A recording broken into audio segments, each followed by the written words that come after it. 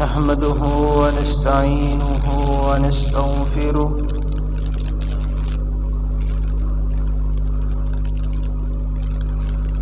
ونعوذ بالله من شرور أنفسنا ومن سيئات أعمالنا من يهده الله فلا مضل له ومن يضلله فلا هادي له أشهد أن لا إله إلا الله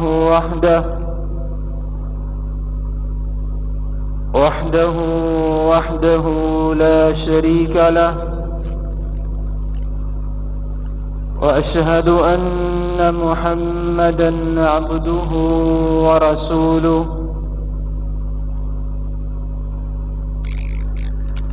يا أيها الذين آمنوا اتقوا الله حق تقاته ولا تموتن إلا وأنتم مسلمون يا أيها الناس اتقوا ربكم الذي خلقكم من نفس واحدة وخلق منها زوجها وبث منهما رجالا كثيرا ونساء واتقوا الله الذي تساءلون به والأرحام إن الله كان عليكم رقيبا يا أيها الذين آمنوا اتقوا الله وقولوا قولا سديدا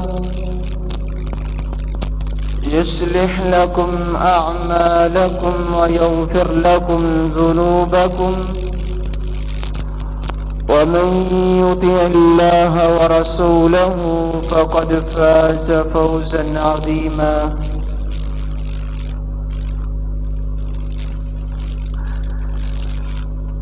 اللهم صل على محمد وعلى آل محمد كما صليت على إبراهيم وعلى آل إبراهيم إنك حميد مجيد اللهم بارك على محمد وعلى آل محمد كما باركت على إبراهيم وعلى آل إبراهيم إنك حميد مجيد أما بعد فإن أصدق الحديث كتاب الله وخير الهدي هدي محمد صلى الله عليه وآله وسلم وشر الأمور محدثاتها وكل محدثة بدعة وكل بدعة ضلالة وكل ضلالة في النار قال الله تبارك وتعالى في القرآن المجيد والفرقان الحميد والفجر وليال عشر وقال الحق سبحانه وتعالى فصل لربك وانحر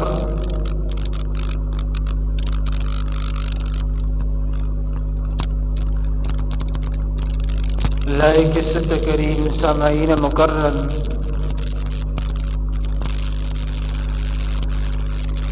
अल्लाह ताला ने हमारी रुश्द हिदायत के लिए नविश्ते हिदायत कुरान करीम को दस्तूर और आइन बनाया اور پھر اس دستور اور آئین کی ایک ایک شق کو پہچاننے کے لیے اور اس کی معرفت حاصل کرنے کے لیے ہادی و مرشد جناب محمد الرسول اللہ صلی اللہ علیہ وآلہ وسلم کو بنایا۔ اللہ تعالی نے جب سے زمین اور آسمان پیدا فرمائے ہیں اور اس کائنات کا تسلسل جاری فرمایا ہے، تب سے اللہ تعالی نے 12 مہینوں کی ترتیب رکھی ہے، اور ان 12 مہینوں میں سے اس امت کے لیے 4 مہینے حرمت والے بنائے۔ ایک گزشتہ مہینہ ذوالقعدہ کا مہینہ ہے، اللہ تعالیٰ نے اسے بھی حرمت والا بنایا، اور ایک موجودہ ذوالحجہ کا مہینہ، اسے بھی اللہ تعالیٰ نے بابرکت کہا، اور ایک آئندہ مہینہ محرم کا مہینہ، اسے بھی اللہ تعالیٰ نے بابرکت کہا۔ اسی طرح رجب کا مہینہ بھی اللہ تعالیٰ نے اس امت کے لیے بابرکت بنایا ہے۔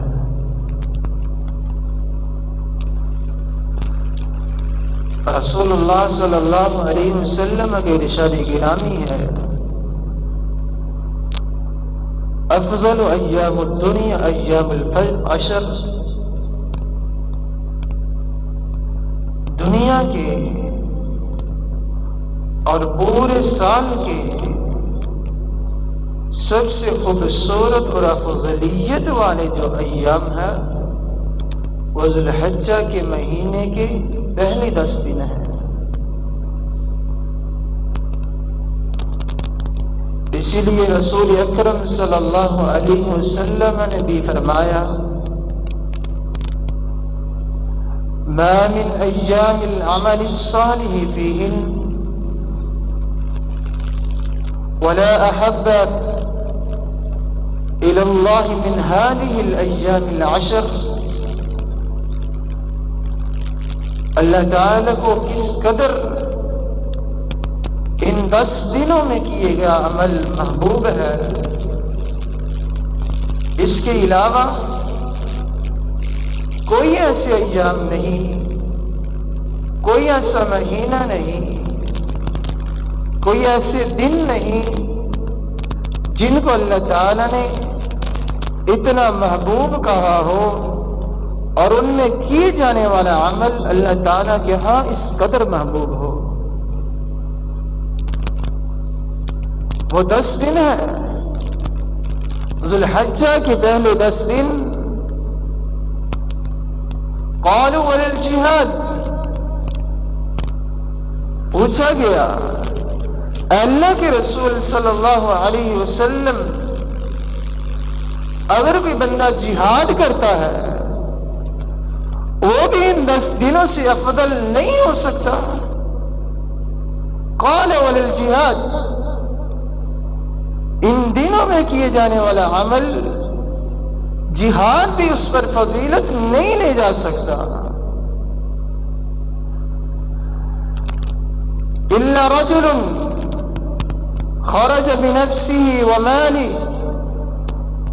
ولم يرجع بشيء من ذلك، لیکن ایک صورت باقی ہے، اگر کوئی انسان اپنی جان لے کر، اپنا مال و متاع لے کر کافروں سے لڑتا ہے، وہ مجاہد آدمی، وہ اللہ تعالیٰ کے دین کا سر بلند کرنے والا آدمی، وہ جہاد کرنے والا آدمی اپنے نفس کو، اپنی جان کو بھی اللہ تعالیٰ کے راستے میں قربان کر دیتا ہے، اور اپنے مال کو بھی اللہ تعالیٰ کے راستے میں قربان کر دیتا ہے، پھر وہ شخص اس عمل کی وجہ سے اللہ تعالیٰ کی ان بندوں پر فضیلت کر سکتا ہے جو ان ایام میں عمل کرتے ہیں۔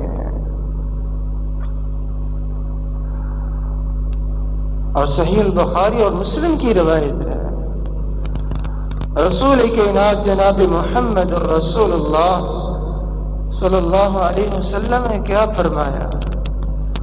ما من ایام اعظم عند اللہ ولا احب الیہ من العمل فیہن من هذه الایام العشر، سب سے خوبصورت اور سب سے عظمت والے یہ دن ہے ذی الحجہ کے پہلے 10 دن۔ اللہ تعالیٰ کو ان دنوں میں کیا گیا ہر عمل اس قدر محبوب ہوتا ہے، ان 10 دنوں میں کیا گیا عمل اس قدر محبوب ہوتا ہے جس قدر دوسرے سال میں کیے گیا عمل محبوب نہیں ہوتا۔ فَأَكْثِرُوا فِيهِنَّ مِنَ التَّحْلِيلِ وَالتَّكْبِيرِ وَالتَّحْمِيدِ، فرمایا تم ان دنوں میں زیادہ اللہ اکبر کہا کرو، لا الہ الا اللہ کہا کرو، سبحان اللہ کہا کرو، الحمدللہ کہا کرو، اللہ اکبر کہا کرو۔ اور امام ابن حجر الاسقلانی رحمت اللہ علیہ اس بات کو نقل کرتے ہیں، اللہ تعالی نے ان ایام کو کیوں بہتر کہا، کیوں فضیلت والا بنایا، کیوں ان دنوں کا اللہ تعالی نے قرآن کریم میں ذکر فرمایا؟ فرمایا ما ظہر ان السبب الذی فی امتیاز لمکان الاجتماع الامہات العبادات فی وہی الصلاة والصدقہ والصیام والحج۔ اس لیے اللہ تعالیٰ نے ان ایام کی، ان دنوں کی قسمیں کھائی ہیں، ان کا فضیلت والا بنایا ہے۔ فرماتی ہیں ساری امتیاز یہ ہے، ان کا سبب یہ ہے، اللہ تعالیٰ نے تمام عبادت، مخصوص عبادت، روزہ ہے، حج ہے، اور اللہ تعالیٰ نے نماز ہے، صدقہ ہے، ان دنوں میں اکٹھا کر دیا ہے۔ ایک مومن مرد کی کوشش یہ ہوتی ہے اللہ تعالیٰ کی رضامندی کے لیے نماز پڑھتا ہے، پورا سال نماز پڑھتا ہے، ان دنوں میں بھی نماز پڑھتا ہے، صدقہ ہے، رمضان المبارک کے اندر بھی کیا جاتا ہے، ان دنوں کے اندر بھی کیا جاتا ہے، اور روزے جیسی عبادت رمضان المبارک کے اندر بھی کی جاتی ہے، عام دنوں کے اندر بھی کی جاتی ہے، ان دنوں میں بھی کی جاتی ہے، اور حج جیسی خوبصورت عبادت جو پورے سال میں کہیں نہیں کی جاتی وہ ان دنوں میں کی جاتی ہے۔ اسی لیے امام ابن حجر الاسقلانی رحمت اللہ علیہ نے کہا ہے ان دنوں کو اللہ تعالیٰ نے یہ امتیاز حاصل دیا ہے۔ اور امام ابن تیمیہ رحمت اللہ علیہ سے کسی نے سوال کیا، اللہ تعالیٰ نے رمضان المبارک کی آخری عشرے کی بڑی فضیلت بیان کی ہے، اس میں ایک رات لیلۃ القدر کی رات ہے، جس رات وہ عبادت کرنے والا 81 سال کچھ ماہ کی عبادت سے زیادہ افضل ہے۔ اللہ تعالیٰ نے ان دنوں، ان راتوں کے اندر قرآن کریم کو نازل کیا ہے، پھر بھی اللہ تعالیٰ نے ان دنوں کی قسمیں کھائی ہے، وَلَيَالٍ عَشْرٍ، ان دنوں کی قسمیں کھا کھا کے فرمایا ہے، قرآن میں ذکر فرمایا ہے، کس لیے؟ تو جواب دیتے ہیں دنوں کے اعتبار سے یہ 10 دن ذی الحجہ کے پہلے 10 دن بہت افضل ہے، راتوں کے اعتبار سے وہ 10 راتیں جو رمضان المبارک کی آخری عشرے میں آتی ہیں وہ بڑی اہمیت رکھتی ہیں، فضیلت رکھتی ہیں۔ ایک مومن کو، مرد کو، عورت کو ان 10 دنوں میں کیا کرنا چاہیے؟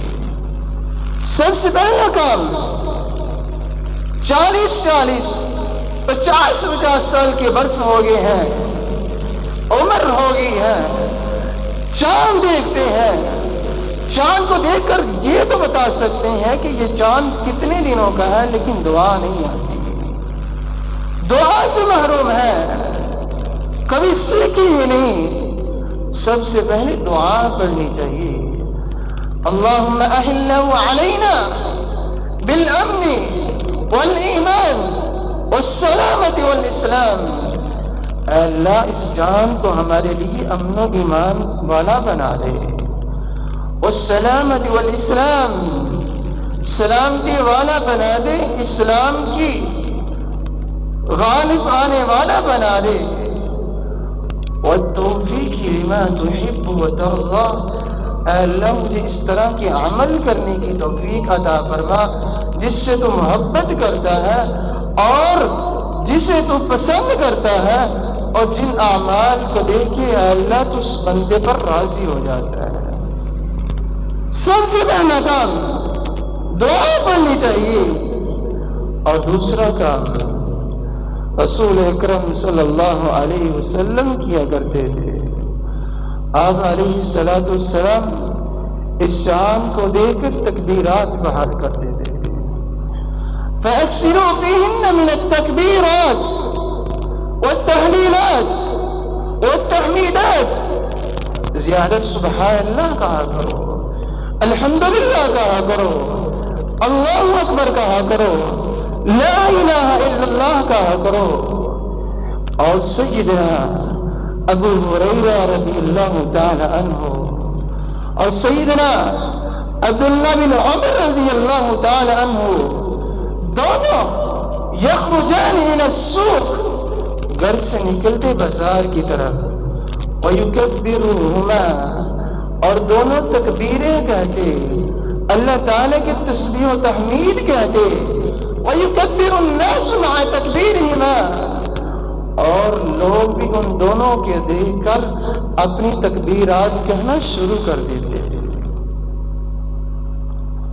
تیسرا عمل جو انسان کو ان دنوں میں کرنا چاہیے، رسول اللہ صلی اللہ علیہ وسلم نے فرمایا اذا اراد احدكم ان يضحي فليمسك عن اسفاره وعن اشعاره، جو بندہ تم میں سے قربانی کی نیت رکھتا ہے، قربانی کا ارادہ رکھتا ہے، چاند دیکھنے کے بعد نہ وہ اپنے کسی جسم کے حصے کے بال اتار سکتا ہے اور نہ ہی اپنے جسم کے ناخن اتار سکتا ہے۔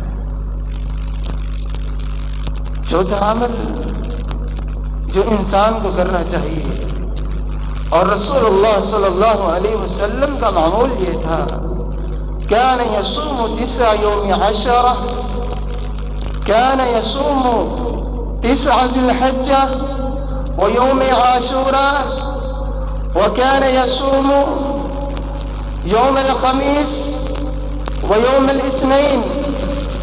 رسول اللہ صلی اللہ علیہ وسلم ہر مہینے کی 13، 14، 15 کا روزہ رکھا کرتے، یوم عاشورہ کا روزہ رکھتے، اور اسی طرح سوموار اور جمعرات کا روزہ رکھتے، اور اسی طرح نبی علیہ الصلوۃ والسلام ان دنوں میں 9 روزے رکھا کرتے تھے، 1 تاریخ سے لے کر 9 تاریخ تک، یوم عرفہ تک روزے رکھا کرتے تھے۔ اور یوم عرفہ کا روزہ، سئل عن صوم یوم عرفہ كان يكفر السنة الماضي والباقی، یوم عرفہ کا روزہ ایک گزشتہ سال اور ایک آئندہ سال، دونوں سالوں کے گناہوں کے کفارہ بن جاتا ہے۔ رسول اللہ صلی اللہ علیہ وسلم نے فرمایا من فطر صائما فله مثل اجر صائم، جو کسی روزے دار کا روزہ افطار کرواتا ہے، فرمایا جس قدر روزہ رکھنے والے کو ثواب ہے اس قدر روزہ افطار کروانے والے کو ثواب مل جاتا ہے۔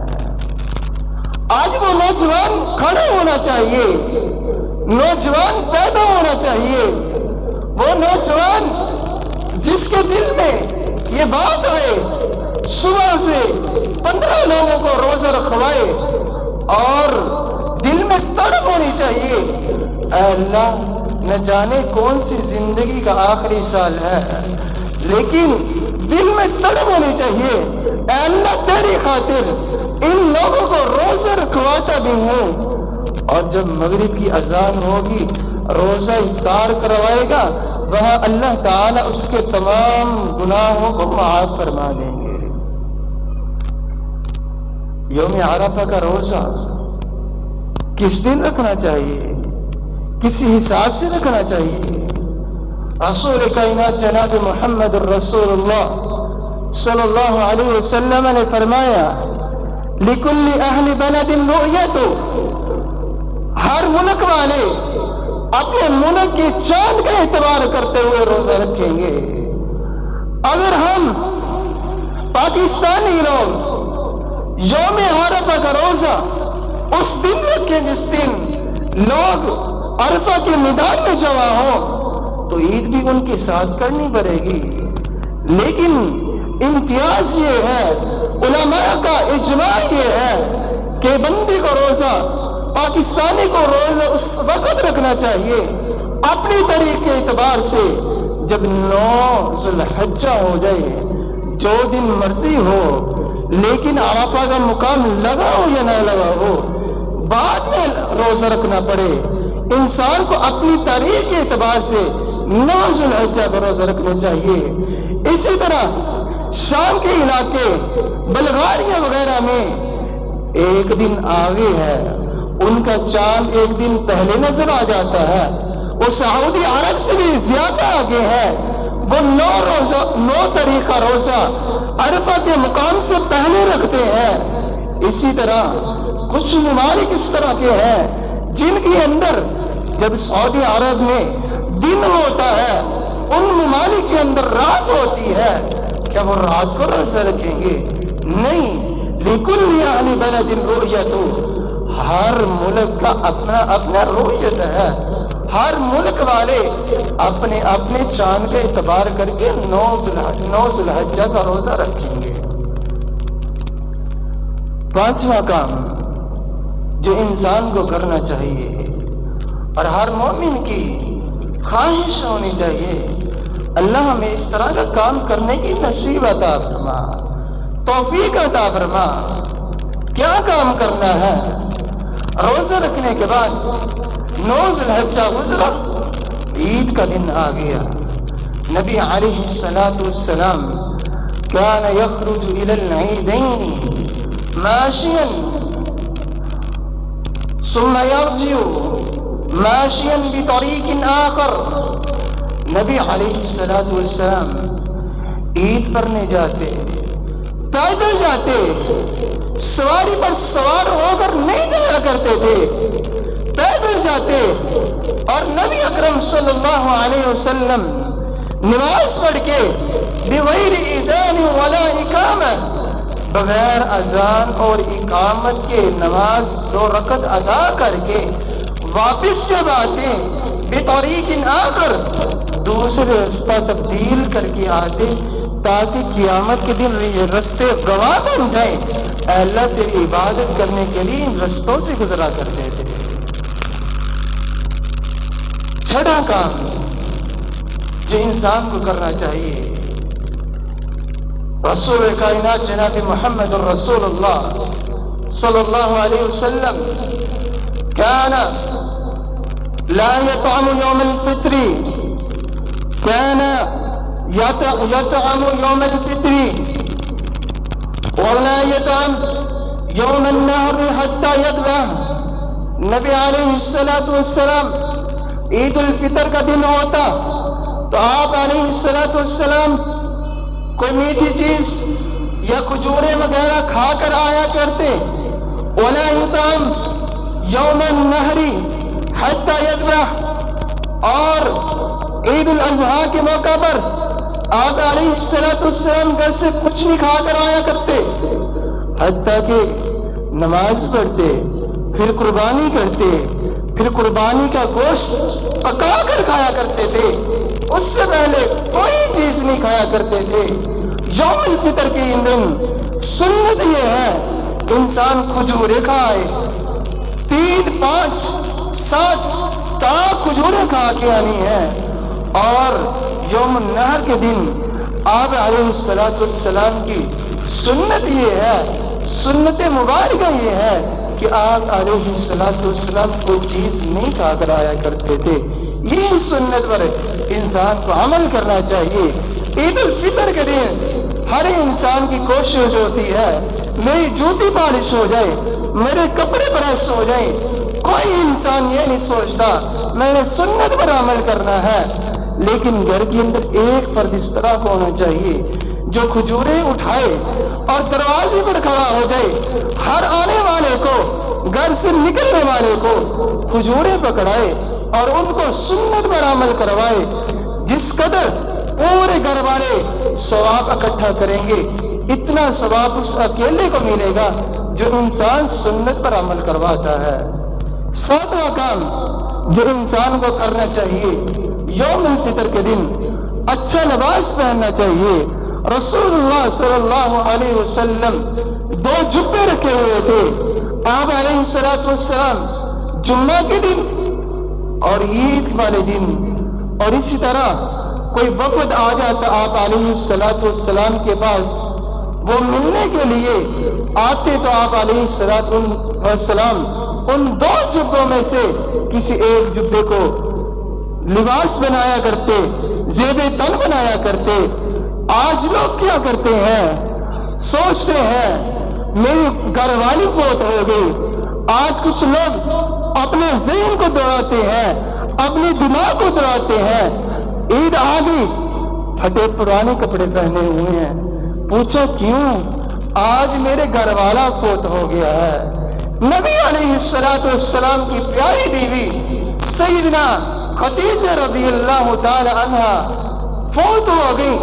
وہ خدیجہ جنہوں نے اپنی تجارت کا سارا مال اللہ کے رسول صلی اللہ علیہ وسلم کی دین کی خاطر قربان کر دیا تھا، وہ خدیجہ رضی اللہ تعالی عنہا جس کے پاس رسول اللہ صلی اللہ علیہ وسلم کے پاس سید الملائکہ جبرائیل علیہ السلام آئے اور کہا اے اللہ کے رسول صلی اللہ علیہ وسلم، اللہ تعالی خدیجہ رضی اللہ تعالی عنہا کو سلام پیش کرتے ہیں. خدیجہ رضی اللہ تعالی عنہا جب فوت ہو گئی، دنیا سے رخصت ہو گئی، آپ علیہ السلام نے تو ایسا نہیں کہا میری بیوی فوت ہو گئی ہے، میں نئے کپڑے پہنوں گا، میں نئے لباس پہنوں گا. وَكَانَ أَحْسَنُ الثِّيَابِ يَلْبَسُ. آپ علیہ السلام سب سے خوبصورت لباس پہنا کرتے تھے. یہ ہمارا ذہن ہے، صوفیت ہے. کہتے ہیں تکبر نہ آ جائے، گھمنڈ نہ آ جائے. ان اللہ جمیل یحب الجمال. اللہ تعالیٰ خوبصورت ہے، خوبصورتی کو پسند کرتے ہیں. ان اللہ یحب ان یرا اثر نعمته علی عبده. اور اللہ تعالیٰ کو یہ بات بہت پسند ہے. اللہ نے کسی کو مال دیا ہے، اللہ نے کسی کو مال و دولت سے نوازا ہے. اللہ تعالیٰ چاہتے ہیں میں اپنے بندے کے اوپر دیکھوں اثرات. اچھا جوتا پہنے، اچھا لباس پہنے، اچھے خوشبو لگائے. نبی علیہ السلام کا معمور بھی تھا. آپ علیہ السلام عید کے دن اچھا لباس پہنا کرتے، اچھا جوتا پہنا کرتے، اچھی خوشبو لگایا کرتے. تکبر یہ نہیں، تکبر یہ ہے الکبر بطل الحق ومطر الناس. تکبر یہ ہے کہ انسان لوگوں کو حقیر جانے، لوگوں کو کم تر سمجھے اور انسان حق کو باطل قرار دے، حق کو جھٹلا دے، حق کو دور سمجھے، یہ تکبر ہے۔ تکبر یہ نہیں کہ انسان جوتا اچھا پہنتا ہو۔ نبی علیہ السلام نے یہ امتیاز رکھا ہے مردوں کے لیے، مرد ہو خوشبو لگا کر رکھیں، عورتیں ہو عید والا دن ہو یا عید کے بغیر ہو، کبھی بھی عورت کو خوشبو لگا کے بازار میں نہیں آنا چاہیے۔ اور نبی علیہ السلام نے 8ویں بات یہ سمجھائی۔ نبی علیہ السلام نے دیکھا عورتیں بھی چل رہی ہیں، نماز پڑھ کے مرد بھی جا رہے ہیں، درمیان میں رستے میں عورتیں ہیں، سائیڈ میں مرد ہے۔ آپ نے فرمایا یا معاشر النساء، اے عورتوں لیس لکن ان تحققن الطریق، اے عورتوں راستے کے درمیان میں نہ چلو، علیکن بحافۃ الطریق، تم راستے کے درمیان میں نہیں بلکہ سائیڈ میں چلو۔ اور فرمانے والے نے فرمایا ہے، حتیٰ کہ نبی علیہ السلام نے ایک مرتبہ کہا، عورتوں نے فوراً عمل کرنا شروع کر دیا، اتنا عمل کیا کہ ان کے کپڑے دیواروں سے لگتے تھے، دیواروں سے چمٹتے تھے، اس قدر عورتیں درمیان میں نہیں بلکہ سائڈ میں ہو کر چلا کرتی تھی۔ یہی عورتیں ہیں نبی علیہ السلام کے صحابہ اور صحابیات کے بارے میں اللہ تعالیٰ نے قرآن کریم میں فرما دیا ہے، رضی اللہ عنہم ورضوا عنہ کہ اولئک هم الراشدون اولئک هم المفلحون اولئک هم الصادقون کے القاب سے یاد کیا ہے۔ اور نامی بات یہ ہے جو انسان کو کرنی چاہیے، قربانی کرتے وقت 4 چیزوں کا لحاظ رکھنا چاہیے، 4 چیزوں کو دیکھنا چاہیے۔ یہ 4 چیزیں انسان کے ذہن میں ہونی چاہیے۔ ان تضحی ملک المضحی، جو بھی انسان قربان کر رہا ہے جانور کو، وہ جانور انسان کی ملکیت کا ہو، انسان نے خود خریدا ہو، کہیں چوری کا نہ ہو، فراڈ کا نہ ہو، یا کسی کے ساتھ دھوکہ کر کے انسان اس قربانی کے جانور کو نہ لے کے آئے، یہ بات ذہن میں ہونی چاہیے۔ دوسری بات ان تضحی ملک للمضحی، دوسری بات یہ ہے جو رسول اللہ صلی اللہ علیہ وسلم نے جانور بتائے ہیں انہی جانوروں کو ذبح کرنا چاہیے۔ امام نووی رحمۃ اللہ علیہ صحیح المسلم کی شرح بھی انہوں نے لکھی ہے، فرماتے ہیں کہ ان میں سے جو انسان قربان کر سکتا ہے وہ 3 نسلیں ہیں جس کا اللہ تعالیٰ نے قرآن کریم میں بھی ذکر فرمایا ہے، وَلِكُلِّ أُمَّةٍ جَعَلْنَا مَنْسَكًا لِيَذْكُرُوا اسْمَ اللَّهِ عَلَى مَا رَزَقَهُم مِّن بَهِيمَةِ الْأَنْعَامِ، بہیمۃ الانعام سے مراد الغنم والبقر والابل، اونٹ ہے مذکر ہو یا مؤنث، یعنی اونٹنی ہو یا اونٹ ہو، والبقر گائے مذکر ہو یا مؤنث، اور اسی طرح والغنم، غنم میں بکری ہے، بکرا ہے، چھترا ہے، ان جانوروں کو اللہ تعالیٰ کے راستے میں قربان کرنا چاہیے۔ کٹے کی قربانی کہیں رسول اللہ صلی اللہ علیہ وسلم سے ثابت نہیں۔ آج لوگ کہتے ہیں، قیاس کرتے ہیں، اسی کی بھی 4 ٹانگیں ہوتی ہیں، گوشت بھی لذیذ ہوتا ہے، اس کو قیاس کرتے ہیں گائے پر۔ گائے پر قیاس کرنا جائز نہیں۔ نبی علیہ السلام نے اپنی زندگی میں، اپنی حیات مبارکہ میں کبھی بھی کٹے کی قربانی نہیں کی۔ اسی طرح ایک اور بات کا خیال رکھنا چاہیے، جب انسان قربان کرتا ہے کسی جانور کو تو 4 چیزوں کو کاٹنا ہوگا۔ پہلی چیز، انسان کو وہ نالی جسے جانور کھاتا ہے پیتا ہے، اور دوسری نالی سانس والی جس سے جانور سانس لیتا ہے، اور 2 نالیاں ان دونوں نالیوں کے ساتھ موجود ہوتی ہیں۔ یہ 4 نالیاں اکٹھی ہوتی ہیں، جب انسان ان کو کاٹ دیتا ہے جانور قربان ہوتا ہے۔ اور سب سے ضروری بات یہ ہے جو ہم خیال نہیں کرتے، عام طور پر یہ غلطی کی جاتی ہے کہ مولوی صاحب قربان کرنے کو تو عورت بھی قربان کر سکتی ہے۔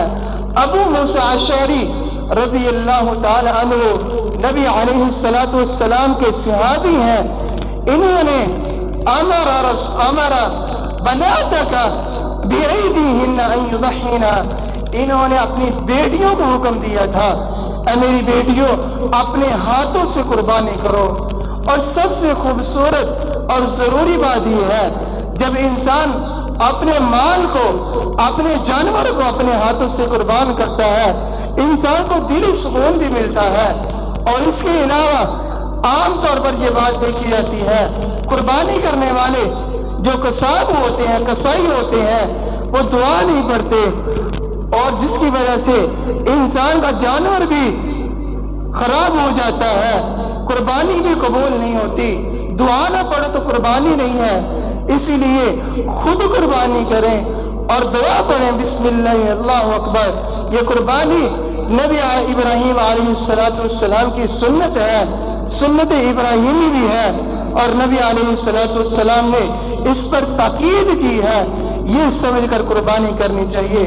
اور آخری بات، نبی علیہ السلام نے فرمایا جو جانور تم خریدو اور اس جانور کے اندر ان نستشرف العین والابل، ہم دیکھنا چاہیے، کانوں اور آنکھوں کو غور سے دیکھا کرو، جانور بینگا نہ ہو، کانا نہ ہو، لنگڑا نہ ہو، مریض نہ ہو، مریض اس طرح کا نہ ہو ایبین مرضھا، مریض ہے یعنی وہ بوڑھا جانور ہے، اس طرح کا جانور نہیں قربان کرنا چاہیے، بلکہ خوبصورت بھی ہو اور ہر طرح کی اس کے اندر کوالٹیز پائی جاتی ہو، اس طرح کا جانور قربان کرنا چاہیے۔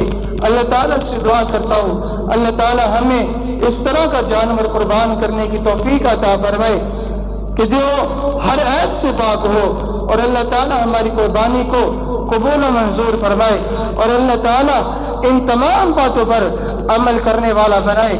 پہلی بات، انسان کو جب وہ ارادہ رکھتا ہے کہ وہ قربانی کرے، ناخن اور بال نہیں تراشنے چاہیے، اور قربانی والے کے لیے ضروری ہے کہ جب چاند نظر آ جائے چاند کی دعا پڑھا کرے، اللہم اہلہ علینا بالامن والایمان والسلامت والاسلام والتوفیق لما تحب وترضى ربنا وربک اللہ۔ اسی طرح تیسرا کام یہ ہے، ایک مومن کے لیے یہ ضروری ہے کہ جب چاند نظر آ جائے تکبیرات زیادہ تو زیادہ پڑھنی چاہیے، اور چوتھا کام یہ ہے کہ انسان کو عید والے دن اچھا لباس پہننا چاہیے، اچھا خوشبو لگانی چاہیے، اچھا جوتا پہننا چاہیے۔ عورتوں کے لیے خوشبو لگانا جائز نہیں ہے، اور اسی طرح ایک مومن کے لیے یہ بھی ضروری ہے جب چاند نظر آ جائے تب 9 روزے رکھے، 1 تاریخ سے لے کر 9 تاریخ تک روزہ رکھے۔ اگر ان روزوں کو نہیں رکھا تو یوم عرفہ، کیونکہ ہمارا دل کل ہے، کل کا روزہ ضرور رکھے۔ یوم عرفہ کا روزے کے بارے میں رسول کائنات جناب محمد رسول اللہ صلی اللہ علیہ وسلم نے فرمایا یکفر السنۃ والماضی والباقی، یہ ایک روزہ رکھنے کی وجہ سے اللہ تعالیٰ ایک پچھلے سال کے گناہ اور ایک آئندہ سال کے گناہ، دونوں سال کے گناہوں کو معاف فرما دیتے ہیں۔ اسی لیے دوسرے مومن کو یہ بھی ضروری ہے جب روزہ رکھے اور اس کے ساتھ قربانی کی نیت بھی کی ہے، اور اسی طرح جب وہ عید پڑھنے کے لیے آئے اچھا لباس پہن کے آئے، خوشبو لگا کے آئے، اور اسے ضروری ہے کہ اسے چاہیے کہ جب نماز پڑھنے کے لیے عیدگاہ میں تشریف لائے اور جاتے وقت راستہ تبدیل کر کے جائے۔ اسی لیے رسول کائنات جناب محمد رسول اللہ صلی اللہ علیہ وسلم کی سنت مبارک یہ ہے، آپ سواری کے بغیر پیدل آیا کرتے تھے، پیدل جایا کرتے تھے۔ اللہ تعالیٰ مجھے بھی اور آپ کو بھی ان باتوں پر عمل کرنے کی توفیق عطا فرمائے۔ اقول قولی ھذا استغفر اللہ لی ولکم ولسائر المسلمین۔ سبحان ربک رب العزة عما یصفون وسلام علی المرسلین والحمد للہ رب العالمین۔